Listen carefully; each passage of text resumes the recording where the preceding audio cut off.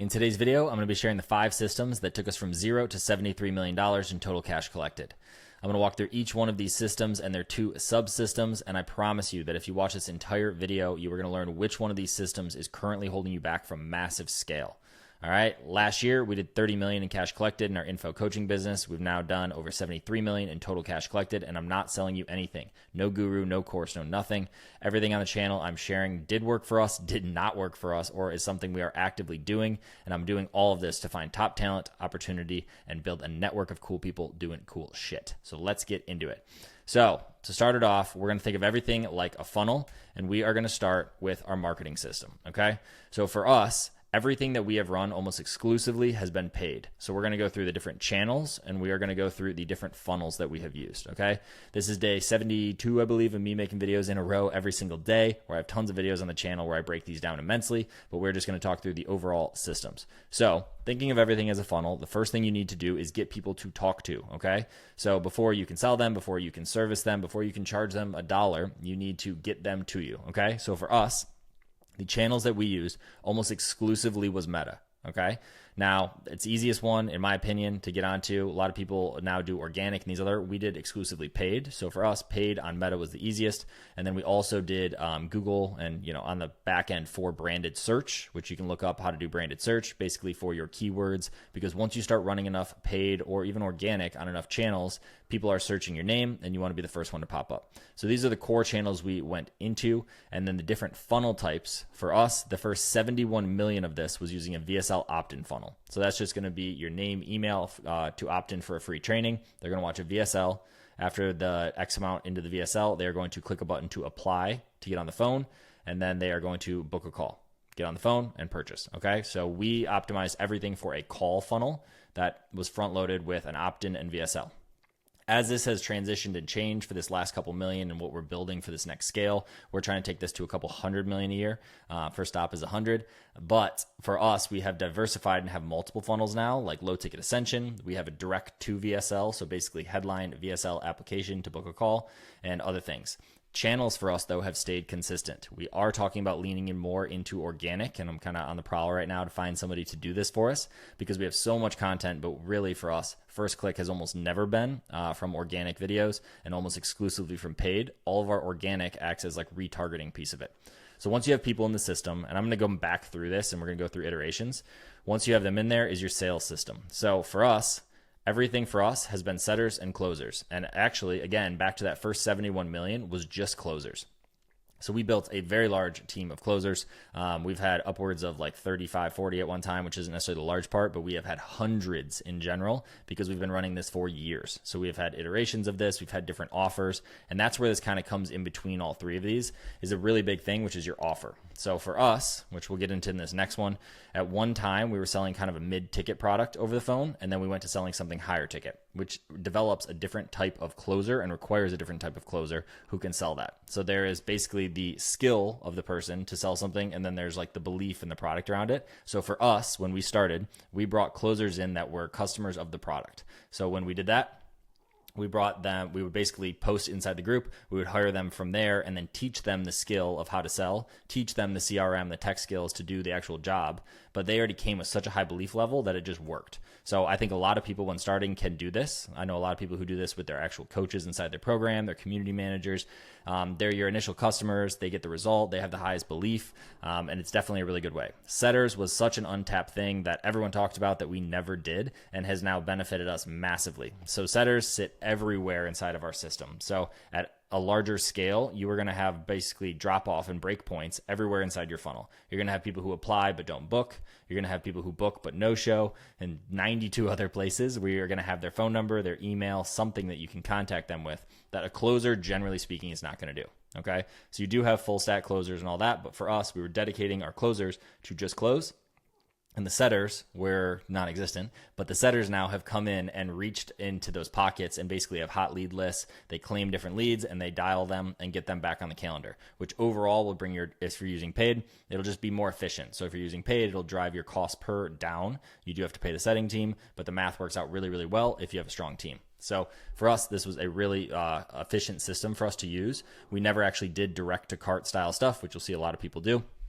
From there, you move into your fulfillment system.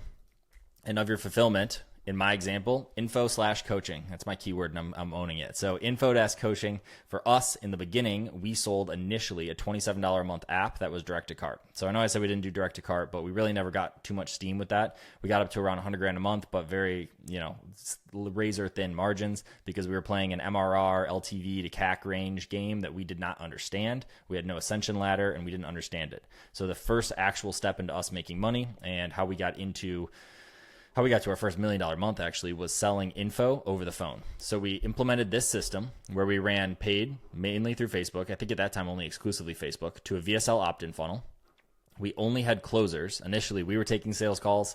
Then we hired team. Then we trained team. Then we managed team. And then eventually we got closer managers. And I'll go into that when I circle back through here. But for us, we were selling an info product. Now, the beauty of info product, and it really is the offer that I'm kind of trying to pull through here, because that is the most important part. You hear Hormozy stuff. He has great videos on this, on the different scales of what you hit, and his books are structured in a way that the first one you learn is how to build an offer, because it's the most important thing. The next one is how you get lead flow. The next likely is how you sell it and scale, right? There's different layers to this. But the offer that pulls through here for us that we were doing was an info product. So they got login access to a course, the very classic course access, group coaching, and a Facebook group. Okay. Different people use different platforms, platform agnostic. It does not matter. You can use Circle, you can use WAP, you can use School, you can use whatever, but the delivery of it and how they actually get the results is done through information mainly in this example. Okay. So this is how we got to $1 million a month. We did 10 million and then 12 million, I want to say, or the other way around. I can pull up the exacts, but the 2 years prior. And then we shifted our offer to be coaching. So the offer for the sales team was selling went from $1,000, $1,500 offer up to a $7,000+ offer that they were selling. And actually it was a little bit lower, but we have scaled up now to where it's $7,000, $8,000. And that is more capital intensive because you now have a coaching team. So the fulfillment cost is higher, but the offer is also like the sales process is higher as well. So that took an entire different system up here. You needed more nurture. You need it because someone sitting on their couch that just applies and then gets on the phone is much more, it's easier for someone to buy something that's $1,000 than $7,000. So the funnels evolved, the depth of consumption evolved, the closers need to have a higher skill set or just a higher belief level. And the issue for us was all these closers had only bought the $1,000 thing, so they didn't have as much belief in the $7,000 thing. So the total evolution of this as this transitioned, and then selling the coaching and fulfilling on the coaching. So we actually scaled up to where we had 70 coaches. We still have 70 coaches that fulfill on this at a 1-to-1 level. Now, all of these have 19 other things under them. And again, I'm going to loop back around here and kind of go through these. But for the closing side, it was just those. And for the coaching side, it was 70 1-to-1 coaches. There are different types of fulfillment. There's group coaches. There are mastermind and 1-to-1 level where it's actually just you doing the coaching. I like to think of the coaching ladder and like it as a time and resource allocation. So the highest lever, or not the highest lever, opposite, the highest that you can charge and the highest that likelihood of someone to get a result, what someone's willing to pay for the most, generally speaking, is one-on-one with the guru, the expert, the person who is giving the info. The next layer is group coaching of that person. So instead of you having to work 1-to-1 with someone for 50 grand or 100 grand, instead you're working with multiple people in group setting. So you have a group call calendar and they all get on where you answer multiple questions. Also, generally speaking, you're in the community and answering stuff there. The next layer is 1-to-1 with a coach, and that's what the model we moved to. So you have actual costs. Instead of your time, you now no longer have to do the coaching, but you have to pay for coaches. So coaches then are a cost on the P&L that you have to understand and manage on your costs. Then the next layer from there is group coaching. So you have 1-to-1 with you, group with you, then you have 1-to-1 with a coach, and then group with a coach. Okay, and the different ones have different costs, both in terms of time and actual dollars. Okay, so that's how we moved to this one. That's how we got to our first $3 million month, and then stayed around there. We got to 3.7 was our peak month, and then all of our acquisition broke because we broke this part of the system, which again, I'll loop back around to. From there, you have your tech system. This is where things start to kind of go out of order because the tech is underlying all of this, as is this next pink one down here, is an underlying factor that touches every single part of this, but it is critically important. So at almost all the way up until the last year or so call it 50 million or so in total cash collected, I had built all of the tech on all the marketing side, the data side, the sales, everything side. So the two core ones that I bucketed out are automations and reporting. So we are super automation heavy, and at scale, I think a lot of people should be. We're almost automation heavy to a fault. And anytime that we had to build something, anytime that we were trying to scale into something, I found a way to automate it. Now, the issue with this is I almost found a way how to do it that was almost a duct tape style solution. So we were creating automations that would do lookups in here and then find this and whatever just to get it live. And they are scalable, but when you stack too many of those on top of each other, it becomes like a really big mess. And we are actually trying to unwind this right now and build out new data systems and automation flows because we want to get to these next levels. And we know that it will work at scale, but it's just messy, just too messy for what they call tech debt is going to carry with us. When if we fix this now, it'll be a cleaner scaling. Reporting, absolutely huge. So reporting is going to be on your data. So automations are going to be things that someone has to automate, that someone would manually have to do, that you're going to come in and automate. As simple as someone opts in, you want to send them an email or a text. As intense as you want to automate your sales team commission tracking. You want to automate your cash flow management. You want to automate your everything you can possibly imagine, your deal flows, your text reminders before things, your hiring pipelines, anything you can imagine, you can automate. And now you can even do it more so with the tools like N8N that exist. Reporting is how you look at that data, and when you look at that data, how that drives behavior and changes decisions. Okay, so this is huge, and this is something we were extremely strong at. Yes, it was duct taped together, but we were extremely strong at our reporting and always had access to our numbers. Even if we knew that they were within a 5% margin, we would operate based on them because they were numbers that were important for us to scale into and to know that we could scale into. Okay, so at this level and this scale, again, like I just said, we are reworking the entire tech system where our data is stored, source of truth, all of that.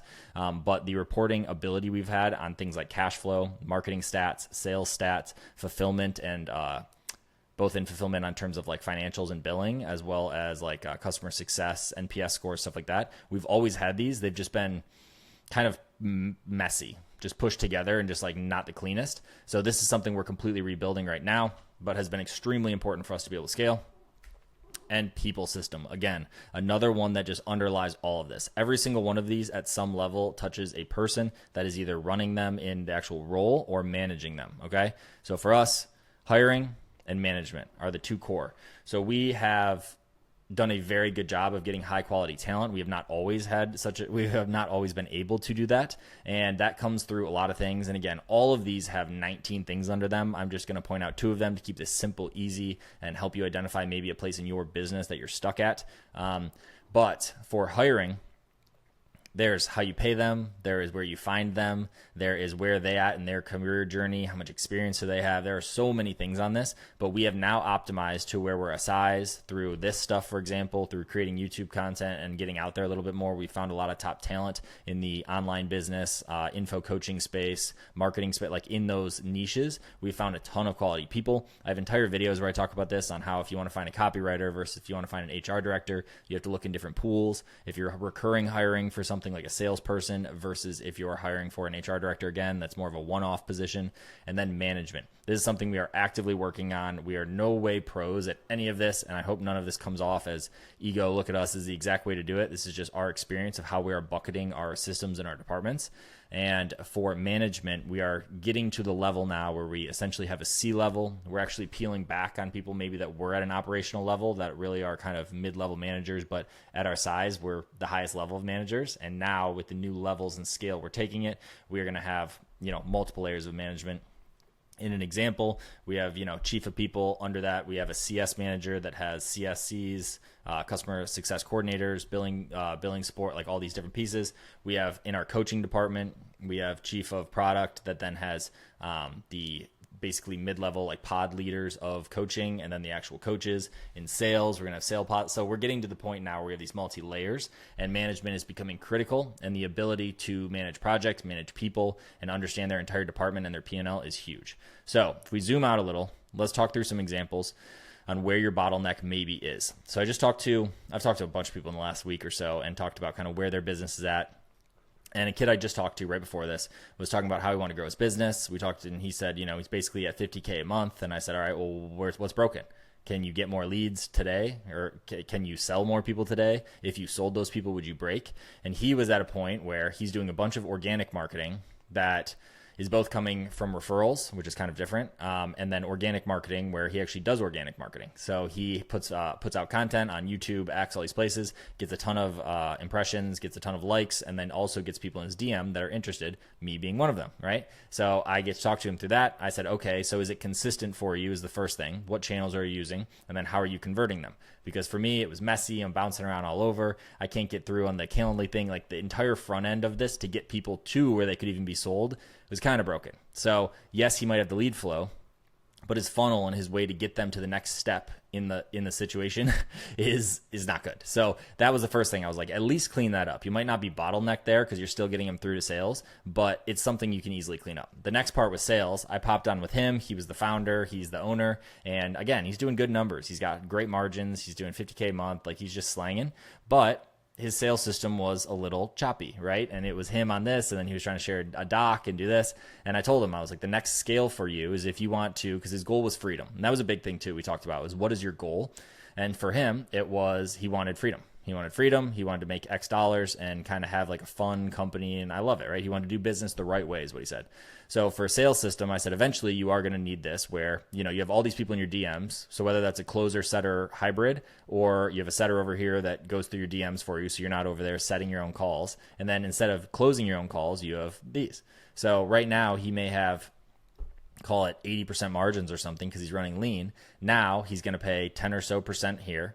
This shouldn't cost much more because he's not going to do paid advertising, which generally speaking is anywhere from, depending, some people have crazy numbers, but it could be 10% and normally it's around 30% depending, right? Again, that's a 3x ROAS. So you spend $100 to make 300-ish. It depends on a lot of things. But so through there, he would then replace himself from the sales process. And I said, okay, now if you sold 100 people a week, what would break over here? And he's like, everything, right? But if we sold 5 or 10, not that much. He knows the next hire and fulfillment for him. His is a service delivery, so something different than what we did for info and coaching. He would need another, couple VAs that would do, or editors more so that are kind of VAs. And then he would need basically a middle level manager that did reviews to make sure it was quality work before it went back out to the client. And he said we could do, another 10 or 20 clients, which is with just one more person, which is amazing, right? Because that means that his cost to fulfill only goes up a little bit in his team over here in order to scale to the next layer. I said, what is this system like? And he's operating on Google Docs and over here and over there. And this is something that you can kind of get away with depending for a while, but it just makes things so much more efficient. He knows his numbers right now, but does he know them at scale? Does he know the response times of things? Does he know, is he automating out? They said they were automating some pieces, but as AI continues, are they automating thumbnail generation? Are they automating all these other pieces of the puzzle that they could be? Unlikely right now, but this is something that you kind of always want to iterate on. You don't need to go full bore into, but you want to make sure that it's efficient and lean.